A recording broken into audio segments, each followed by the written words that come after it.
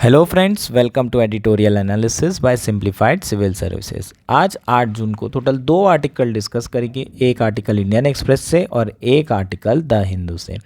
First article जो discuss किया जाएगा वो है हॉक्स हैविट। इस आर्टिकल में हम बात करेंगे inflation versus GDP trade off के बारे में, इन्फ्लेशन टारगेटिंग के बारे में, repo rate, reverse repo rate क्या होता है और आरबीआई की बाय मंथली पॉलिसी है वो जो रिसेंटली डिक्लेयर हुई है वो क्या है, उसके पीछे के रीजंस क्या हैं, ये सारे एस्पेक्ट कवर किए जाएंगे। इसके अलावा प्रीलिम्स के पर्सपेक्टिव से हाई फ्रीक्वेंसी इंडिकेटर्स क्या होते हैं इसे भी समझेंगे।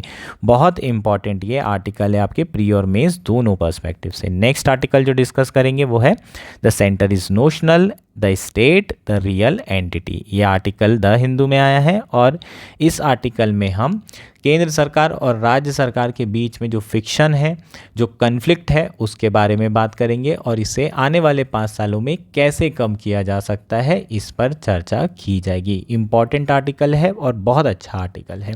अगर आपको हमारा एनालिसिस पसंद आ रहा है तो प्लीज़ आप लाइक करिए, कमेंट करिए, शेयर करिए एंड सब्सक्राइब करिए। आइए शुरू करते हैं हमारा एनालिसिस। हमारा फर्स्ट आर्टिकल है हॉक्स हैविट। ये आर्टिकल इंडियन एक्सप्रेस में आया है। GS3 मेंस के पर्सपेक्टिव से काफ़ी इंपॉर्टेंट आर्टिकल है, इकॉनमी के पर्सपेक्टिव से इंपॉर्टेंट है, प्रीलिम्स के पर्सपेक्टिव से इक्वली इंपॉर्टेंट है। कुछ कंसेप्ट्स के बारे में बात करेंगे जैसे कि inflation versus GDP trade off, इसके बारे में चर्चा की जाएगी। हाई फ्रीक्वेंसी इंडिकेटर्स क्या होते हैं, ऑलरेडी CAPF में इसके ऊपर क्वेश्चन पूछा जा चुका है और इस बार प्रीलिम्स में भी आपको हाई फ्रीक्वेंसी इंडिकेटर्स के ऊपर क्वेश्चन आ सकता है। तो प्री पर्सपेक्टिव से और मेंस पर्सपेक्टिव से इस आर्टिकल को डिस्कस किया जाएगा। रिसेंटली आरबीआई ने अपनी बाय मंथली पॉलिसी रिलीज़ की है। बाय मंथली का मतलब ये है कि हर 2 माह में आरबीआई जो है इंटरेस्ट रेट डिसाइड करता है, रेपो रेट क्या होगा और रिवर्स रेपो रेट क्या होगा। इसके थ्रू आरबीआई इन्फ्लेशन कंटेन करने की कोशिश करता है। अब कुछ कंसेप्ट्स की बात करते हैं। इन्फ्लेशन क्या होता है? इन्फ्लेशन मतलब होता है general increase in level of prices of goods and services. जितने भी गुड्स एंड सर्विसेज हैं उनका जो प्राइस लेवल है वो कितना इंक्रीज़ हो रहा है उसको हम इन्फ्लेशन बोलते हैं। इंडिया में जो इन्फ्लेशन है वो CPI, WPI और PPI इन तीनों के थ्रू मेजर किया जाता है। GDP डिफ्लेटर के थ्रू भी हम मेजर करते हैं, लेकिन GDP डिफ्लेटर में जो डेटा आता है वो बहुत लैग करके डेटा आता है, काफ़ी समय के बाद आता है। इसलिए अगर हम स्टैंडर्ड मेजरमेंट की बात करें जो हमें फ्रीक्वेंट डेटा देता है वो है CPI, consumer price index. RBI किस तरीके से अपने रेपो रेट डिसाइड करती है, कौन से इन्फ्लेशन मेजर को लेती है अकाउंट में, वो CPI है। उर्जित पटेल कमेटी 2014 में ये डिसाइड किया गया था कि CPI को ही मेन इंडिकेटर माना जाएगा जिसके थ्रू RBI अपनी बाय मंथली पॉलिसी डिक्लेयर करेगी। चीज़ें क्लियर है यहाँ तक? तो इन्फ्लेशन समझ में आ गया। GDP के बारे में हम जानते ही हैं, ग्रॉस डोमेस्टिक प्रोडक्ट। जितना भी प्रोडक्शन हो रहा है फाइनल गुड्स एंड सर्विसेज का, उसकी मॉनेटरी वैल्यू को हम क्या कहते हैं? GDP कहते हैं। अब इस ट्रेड ऑफ के बारे में बात कर लेते हैं। अगर हम इन्फ्लेशन कंटेन करेंगे तो हमें इंटरेस्ट रेट ज़्यादा रखना पड़ेगा, और अगर इंटरेस्ट रेट हमारा हाई है इसका मतलब कॉस्ट ऑफ कैपिटल हाई होगी। कॉस्ट ऑफ कैपिटल अगर हाई होगी तो जो इन्वेस्टर्स हैं वो क्या करेंगे? लोन नहीं लेंगे, वो इन्वेस्टमेंट को पोस्टपोन कर देंगे। क्यों पोस्टपोन कर देंगे? क्योंकि मान लीजिए वो लोन लेते 5% में, लेकिन उनका जो प्रोजेक्ट उनको रिटर्न देने वाला था वो 7% था, तो ये 5% वो वापस कर देते, 2% उनका प्रॉफिट होता। लेकिन अब इंटरेस्ट रेट 7% हो गया है तो उनका जो प्रोजेक्ट है वो वायबल नहीं रहा, उनको कोई रिटर्न नहीं मिल रहा है, तो इस केस में ये प्रोजेक्ट कंटिन्यू नहीं होगा। इसका मतलब जब इंटरेस्ट रेट हाई होते हैं, कॉस्ट ऑफ कैपिटल बढ़ जाती है, तो जो इन्वेस्टर्स होते हैं वो इन्वेस्टमेंट नहीं करते। इन्वेस्टमेंट नहीं करेंगे तो जो एग्रीगेट डिमांड होगी वो कम हो जाएगी, प्रोडक्शन ओवरऑल कम हो जाएगा और GDP कम हो जाएगी। इसका मतलब अगर हायर द इंटरेस्ट रेट है तो ओवरऑल GDP कम हो जाएगी। इसका मतलब ये है कि अगर इन्फ्लेशन हाई होगा और आपका इंटरेस्ट रेट हाई होगा तो जीडीपी को नुकसान होगा, और वाइसा वर्सा, अगर आपका इंटरेस्ट रेट कम है तो जीडीपी को बेनिफिट होगा। तो जो आरबीआई है उनके सामने ये ट्रेड ऑफ हमेशा रहता है कि इंटरेस्ट रेट को लो रखा जाए, जीडीपी को बढ़ाया जाए, या फिर इंटरेस्ट रेट को हाई रखा जाए और इन्फ्लेशन को कंटेन किया जाए। इसको हम inflation versus GDP trade off बोलते हैं। इस ट्रेड ऑफ के कारण हमने जनरली देखा है कि गवर्नमेंट और आरबीआई के बीच में टसल बनी रहती है। ऐसा इसलिए होता है क्योंकि सरकार जो है उनका प्राइमरी ऑब्जेक्टिव होता है जीडीपी बढ़ाना, वहीं आरबीआई का प्राइमरी ऑब्जेक्टिव होता है प्राइस स्टेबिलिटी मेंटेन करना इकॉनमी में।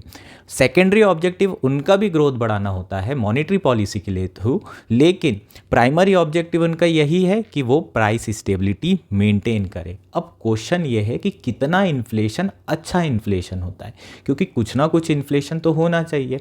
अगर इन्फ्लेशन नहीं होगा तो प्रोड्यूसर, अगर वो प्राइसेस नहीं बढ़ेंगे तो वो प्रोड्यूस क्यों करेंगे, उनका प्रॉफिट नहीं बढ़ेगा तो वो प्रोड्यूस क्यों करेंगे, तो उन्हें कुछ इंसेंटिव मिलना चाहिए। लेकिन इन्फ्लेशन से कंज्यूमर को नुकसान होता है, तो ज़्यादा इन्फ्लेशन भी नहीं होना चाहिए कि कंज्यूमर को हर्ट हो। तो ये इन्फ्लेशन कितना होना चाहिए इकॉनमी के लिए, इसे कौन डिसाइड करेगा और कैसे डिसाइड करेंगे।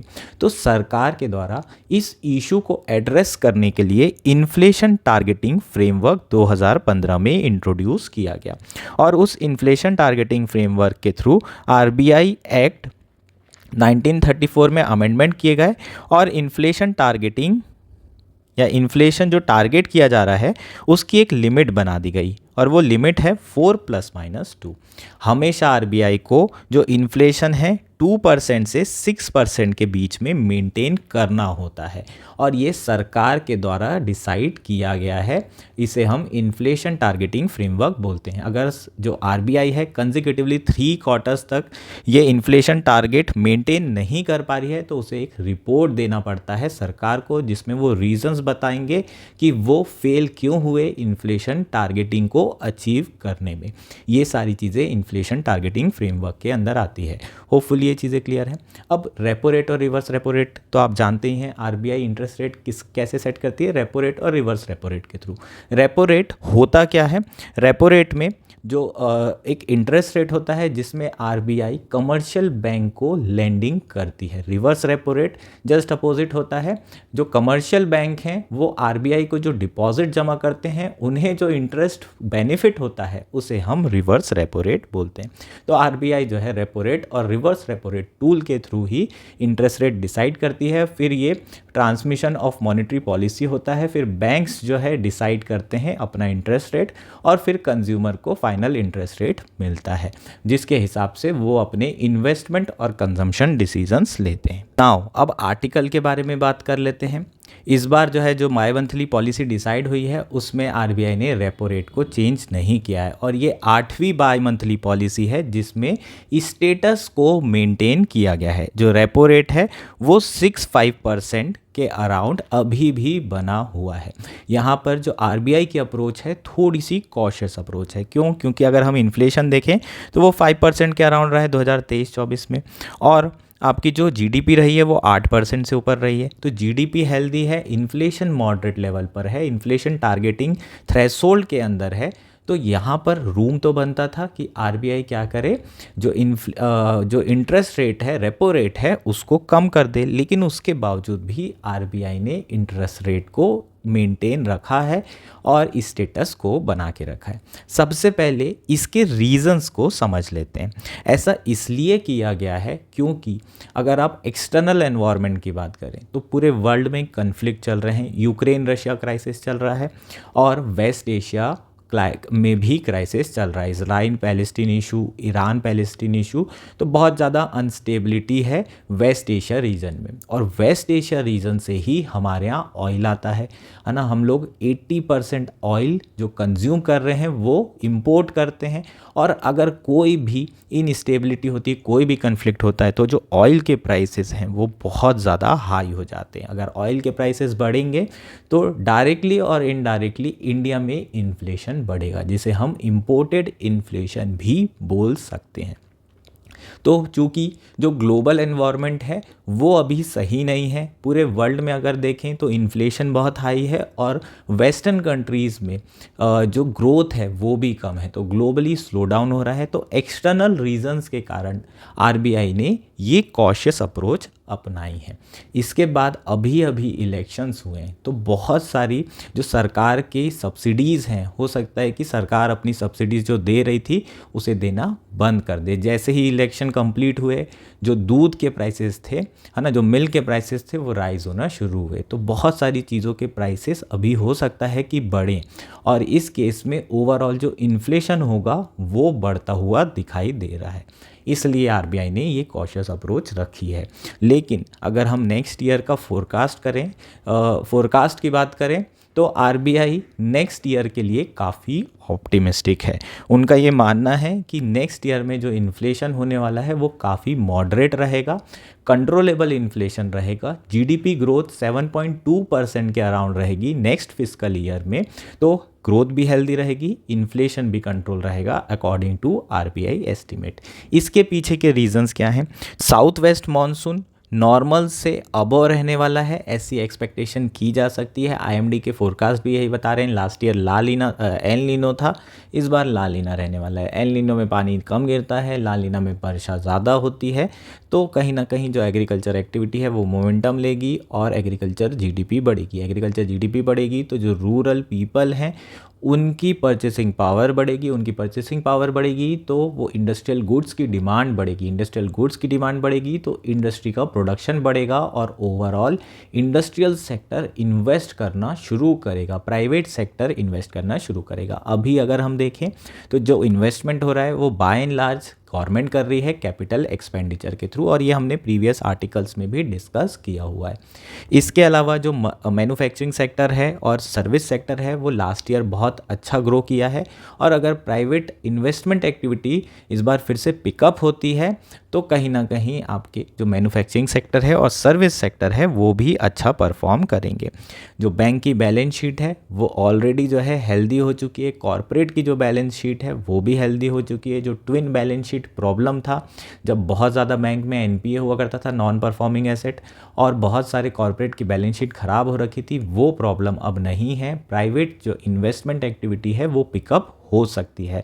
इन सारे ऑप्टिमिज्म के हिसाब से नेक्स्ट ईयर जो इन्फ्लेशन है उसे ये माना गया है कि 4% के अराउंड ही वो रहने वाला है। ये बेसिकली आरबीआई की जो बाय मंथली पॉलिसी थी उसके बारे में हो जाएगा। होपफुली ये आर्टिकल क्लियर हो गया। एक पॉइंट अपना जो रह गया है वो है high frequency indicator. High frequency indicator भी ये इंडिकेट कर रहे हैं कि इन्फ्लेशन नेक्स्ट ईयर जो है कंट्रोल रहने वाला है। हाई फ्रीक्वेंसी इंडिकेटर होते क्या हैं इस पे बात कर लेते हैं। High frequency indicators are those that are reported on frequent basis, often monthly और इवन वीकली। ये वो इंडिकेटर्स हैं जो फ्रीक्वेंट बेसिस पर रिपोर्ट किए जाते हैं, या तो ये मंथली बेसिस पे करते हैं या तो वीकली बेसिस पे। अगर आपको गवर्नमेंट बॉन्ड के डेटा की बात करें, क्या ये हाई फ्रीक्वेंसी इंडिकेटर होगा? बिल्कुल नहीं। ये फ्रीक्वेंट बेसिस पे ये डेटा नहीं मिलता है। जो गवर्नमेंट बॉन्ड होते हैं इसका मैच्योरिटी पीरियड ही 1 साल से ऊपर होता है। तो इसके एग्जांपल क्या हैं?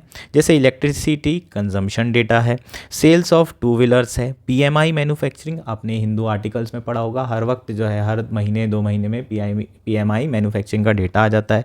इम्पोर्ट कवर हो गया। तो जो भी शॉर्ट रन में जो डेटा इस्तेमाल किया जाता है, शॉर्ट टर्म में जो डेटा इस्तेमाल किया जाता है उसे हम हाई फ्रीक्वेंसी इंडिकेटर्स बोलते हैं। चीज़ें क्लियर है क्या? ये प्रीलिम्स में आपको पूछा जा सकता है, इंपॉर्टेंट टर्म है। तो ये हमारा बेसिकली आर्टिकल था। हमारा नेक्स्ट आर्टिकल है the centre is notional, the state the real entities. यह आर्टिकल द हिंदू में आया है। GS2 पॉलिटी मेंस के पर्सपेक्टिव से इम्पॉर्टेंट है, प्रीलिम्स पर्सपेक्टिव से भी इक्वली इम्पॉर्टेंट है। इस आर्टिकल में हम बात करेंगे कि जो वर्डिक्ट आई है लोकसभा की वो किस तरीके से सेंटर स्टेट रिलेशनशिप को स्ट्रेंथन कर सकती है, और क्यों स्टेट को ज़्यादा ऑटोनॉमी दी जानी चाहिए, इन सारे एस्पेक्ट पर बात की जाएगी। पिछले जो 10 साल रहे हैं उसमें क्या क्या सेंटर स्टेट के बीच में इश्यूज आए हैं, उसके रीजंस क्या हैं, ये सारे एस्पेक्ट भी कवर किए जाएंगे। आर्टिकल शुरू करते हैं। इस बार जो है 2024 के जो इलेक्शन हुए हैं उसके रिज़ल्ट ने ऑब्वियसली सरप्राइज़ किया है सभी को ये लग रहा था कि बीजेपी की सरकार पूर्ण बहुमत के साथ बनेगी, लेकिन एनडीए लेड गवर्नमेंट बनी है और ये कोलिशन गठबंधन की सरकार है। और गठबंधन की सरकार में जो रीजनल पार्टीज़ हैं उनका से बढ़ जाता है। तो ये जो इलेक्शन था इसमें अपोजिशन को ज़्यादा सीट दे करके स्ट्रेंथन किया है और जो सरकार में रीजनल पार्टीज़ हैं उनका से भी बढ़ा है। तो कहीं ना कहीं ये इंडिकेशन है कि जो आने वाले 5 साल हैं उसमें कोऑपरेटिव फेडरलिज्म की जो भावना है, जो स्पिरिट है, उसको मेंटेन किया जाएगा। क्योंकि बीजेपी पूर्ण बहुमत में नहीं है, इसलिए यूनिलैटरली वो डिसीजंस नहीं ले पाएगी। इवन अपोजिशन के जो मेंबर होंगे उनको भी उन्हें साथ लेकर चलना पड़ेगा, कंसेंसस बनाना पड़ेगा अगर सरकार को 5 साल तक चलना है तो ये एक काफ़ी अच्छी वर्डिक्ट है जिसमें सभी लोग ये चाहते ज़रूर थे कि एनडीए लेड गवर्नमेंट बने, लेकिन अपोजिशन भी उतना ही स्ट्रॉन्ग रहे ताकि जो वॉइसेस हैं अपोजिशन की या फिर जो माइनॉरिटी की है वो वॉइसेस को भी सुना जाए। माइनॉरिटी से मतलब यहाँ बिल्कुल नहीं है कि किसी एक रिलीजन या फिर लैंग्वेज की बात की जा रही है।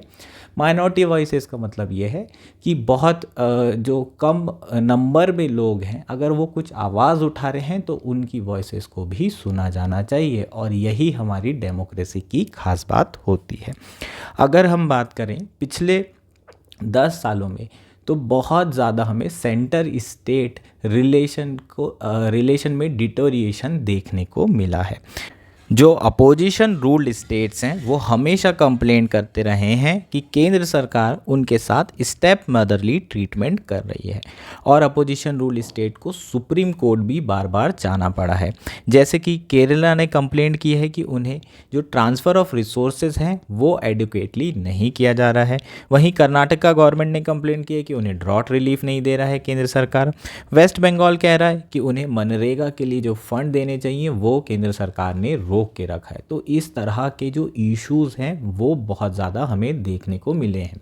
इसके अलावा पॉलिटिकल इश्यूज़ तो चल ही रहे हैं। अगर आप केरला की बात करें तो केरला के गवर्नर, तमिलनाडु के गवर्नर, वेस्ट बंगाल के गवर्नर बहुत प्रोएक्टिवली काम कर रहे हैं और बहुत ज़्यादा हमें टसल देखने को मिल रही है गवर्नर और जो स्टेट के रियल हेड होते हैं चीफ मिनिस्टर के बीच में।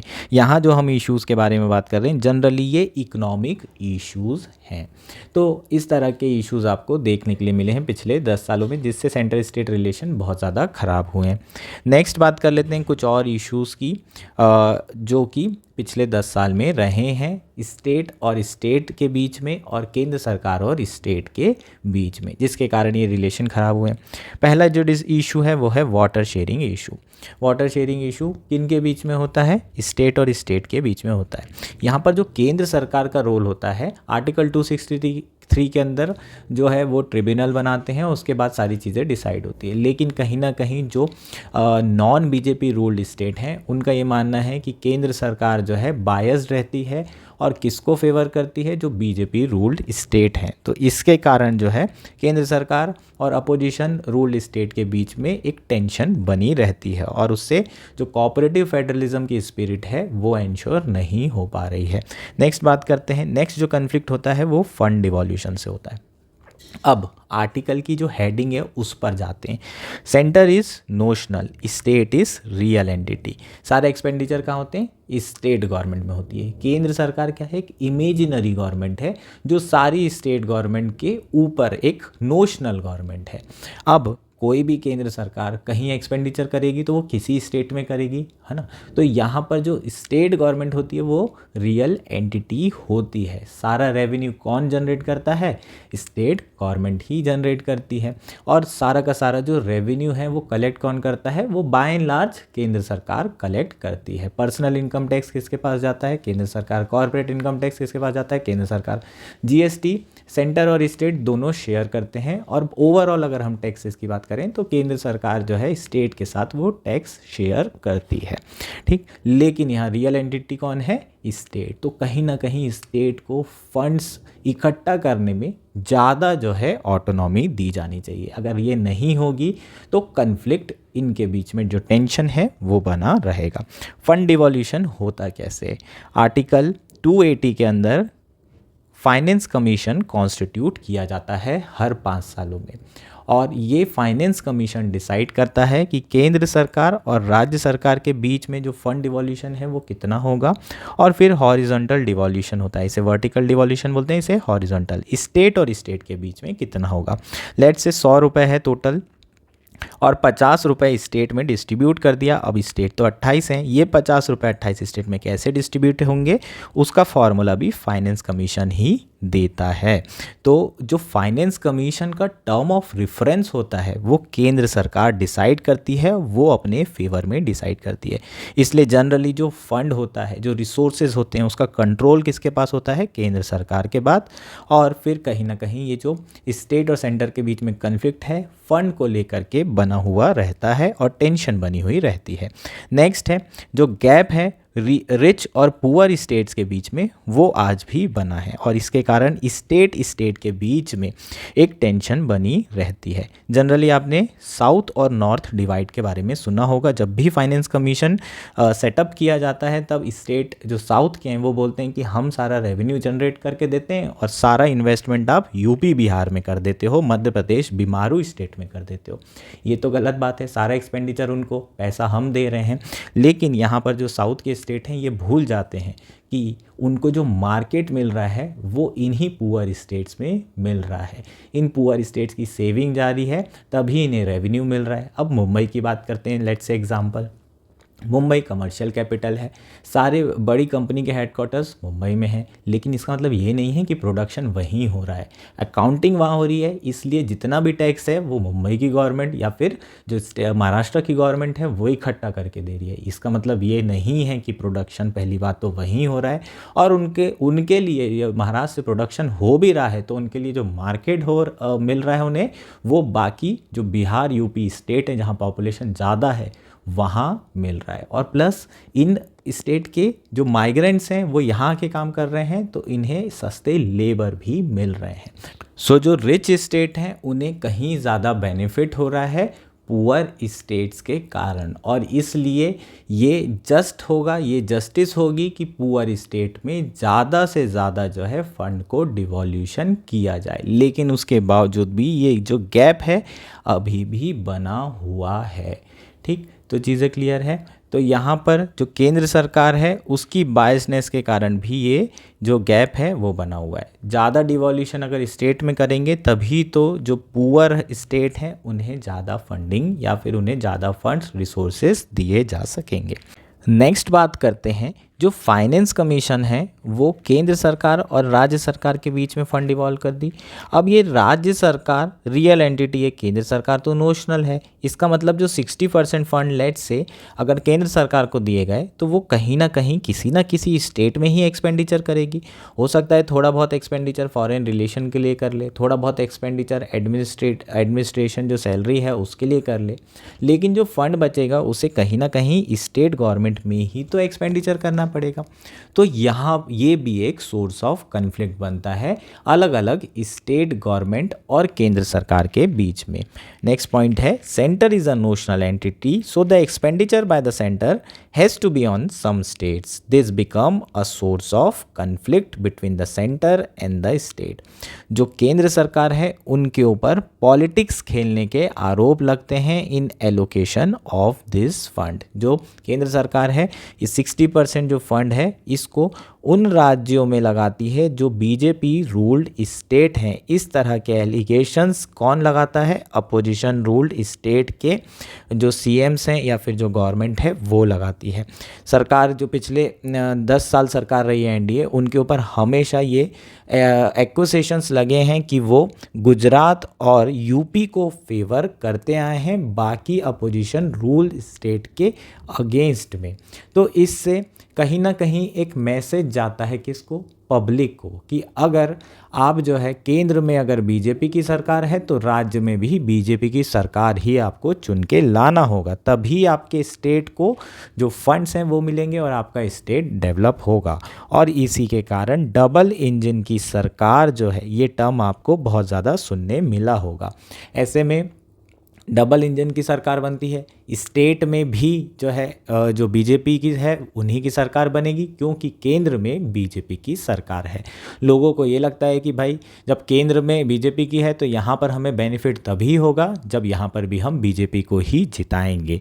और इससे क्या होगा? जो लोकल पार्टीज़ हैं, जो रीजनल पार्टीज़ हैं, उनको बहुत ज़्यादा नुकसान होगा, अपोजिशन पार्टीज़ को नुकसान होगा और डेमोक्रेसी को भी तो खतरा होगा। जो डेमोक्रेसी है वो वर्सन होगी। It also undermine the autonomy of the states and weaken federalism. चीज़ें क्लियर है क्या? तो ये सारे जो है आपके इश्यूज हमें देखने को मिले हैं पिछले 10 सालों में एनडीए गवर्नमेंट के अंदर। क्या चीज़ें अब मॉडरेट हो सकती है? बिल्कुल मॉडरेट हो सकती है। एक चीज़ बताना ज़रूरी है, एक जो अच्छी चीज़ थी जब मोदी गवर्नमेंट आई थी 2014 में, तो उन्होंने कोऑपरेटिव फेडरलिज्म की बात की थी। और इस कोऑपरेटिव फेडरलिज्म का जो बेस्ट एग्जांपल है वो नीति आयोग है, और एक और बेस्ट एग्जांपल है वो है जीएसटी। जीएसटी पास कराना होल कंसेंसस था अपोजिशन पार्टी में भी और स्टेट गवर्नमेंट में भी और केंद्र सरकार में भी। यहाँ पर जीएसटी के अंदर जो स्टेट गवर्नमेंट है, सेंट्रल गवर्नमेंट है, दोनों ने अपनी जो ऑटोनॉमी है उसे कॉम्प्रोमाइज़ किया था।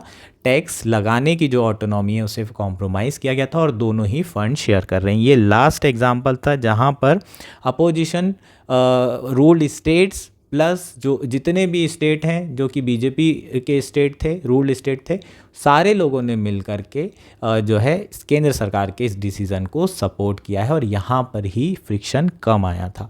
बाकी उसके अलावा आप देखें तो बहुत ज़्यादा इश्यूज़ हैं केंद्र सरकार और राज्य सरकारों के बीच में। तो जो सरकार बनी है, चूँकि ये कोलिशन है, चूँकि अपोजिशन स्ट्रांग हुआ है, तो कहीं ना कहीं ये चांसेस ज़्यादा हैं कि अब जो स्टेट और केंद्र सरकार के बीच के रिलेशन हैं वो बेहतर हो सकते हैं अगले 5 सालों में। इसके अलावा और क्या किया जाना चाहिए? 16th फाइनेंस कमीशन ऑलरेडी अपना काम शुरू कर चुका है। 15th फाइनेंस कमीशन में केंद्र सरकार और राज्य सरकार के बीच में जो डिवॉल्यूशन हुआ था वो कैसे हुआ था? 59% जो रिसोर्सेज हैं वो केंद्र सरकार को मिले थे और 41% स्टेट को मिले थे। 14th फाइनेंस कमीशन में स्टेट को 42% मिले थे। चूँकि Jammu and Kashmir union territory बन गया था, इसलिए 1% जो रिसोर्सेज हैं वो जम्मू एंड कश्मीर को दिए गए थे, इसलिए 15th फाइनेंस कमीशन में स्टेट का जो परसेंटेज है वो कम हो गया था। लेकिन 16th फाइनेंस कमीशन में इसे सब्सटेंशियली बढ़ाने की बात की जा रही है ताकि स्टेट को और ऑटोनॉमी दी जा सके। स्टेट और सेंटर के बीच में रिलेशन अगर बेहतर रखने हैं तो और ज़्यादा फंड देने की ज़रूरत है, क्योंकि जो मेन कन्फ्लिक्ट अभी हमने डिस्कस किए उनका मेन रीज़न फंडिंग ही है, जो रिसोर्सेज हैं वही हैं। और केंद्र सरकार को अपना जो रोल है उसे कम करने की ज़रूरत है। ठीक, अब कंक्लूजन की बात कर लेते हैं। The centre undue assertiveness undermines federalism. Fund with centre are public funds collected from the state and spent in the state. Center is notional and constitutionally created, while the state and local bodies are the real entities where the economic activity occur and resources are generated. It is the time that the utilization of country resources is jointly decided by center and state on the basis of being equal partner. ये high time है जब country के जो resources हैं उसके utilisation को jointly decide करने की ज़रूरत है केंद्र सरकार और राज्य सरकार को, और दोनों को एज अ इक्वल पार्टनर ये चीज़ें डिसाइड करने की ज़रूरत है। और चूँकि 2024 की वर्डिक्ट कोलिशन वाली है तो ये चीज़ें अब ज़्यादा फिजिबल भी हैं। ये बेसिकली हमारा आर्टिकल था। चीज़ें आपको होपफुली क्लियर हो गई होंगी।